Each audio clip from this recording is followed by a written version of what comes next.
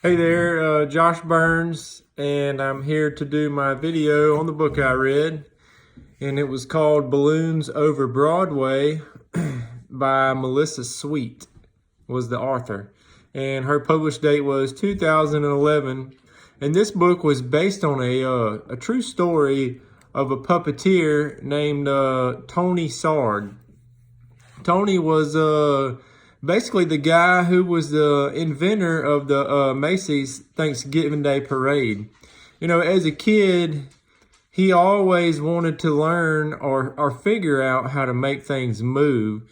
And his dad asked him when he was younger to go out and feed the chickens in the coop. And basically, Tony's idea, he wanted to find a way to make it easier for him. So he didn't even have to get out of bed. And so he thought about it and drew up a little diagram of what he was going to do.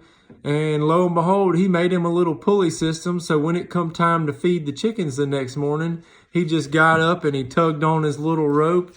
And his rope went out here and out there. And it had the end of the bucket with the feed on the end. And it dumped right out. So he figured out how to make his, feed his chickens from never even leaving the bed. So he was a very inventive guy, and through the years, as he progressed, he started making puppets, and, they moved from place to place, and as he made puppets, they only got better and more popular, and when they moved back to New York City, Macy's ended up contacting him and wanted him to make some puppets for their front window of their store. So he did, and that's kind of how the whole thing started, or where it started.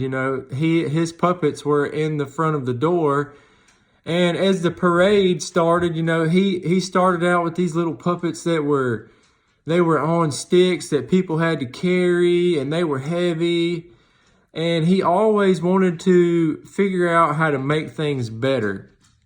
He was always trying to improve, so, as he did with the chicken coop, he drew his little diagrams and he started on them, and he got with a blimp company in Ohio and got them to make him some floats, which were some of the first ones, that were actually big floats that people could see. They were like 16 feet tall. But as he figured out the streets were so lined up on Thanksgiving Day for people that wanted to watch the parade, he had to make them even better and bigger, because only the first few rows of people could actually see those balloons. So, he went back to the drawing board, and he got back with the blimp company and told them he wanted them made out of a smaller, silkier, lighter material, because he wanted them bigger and taller. And instead of filling them up with air, he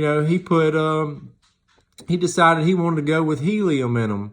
And also, instead of having attachments, that you have to carry from the bottom, he wanted, that helium for them to rise up and just have strings attached to them, so they would, as he said, they would articulate through the streets like real puppets. But, I thought it was a very good book because, it just shows one of those old sayings, where there's a will, there's a way. And it kind of teaches kids you can always figure things out if you really want to put your mind to it.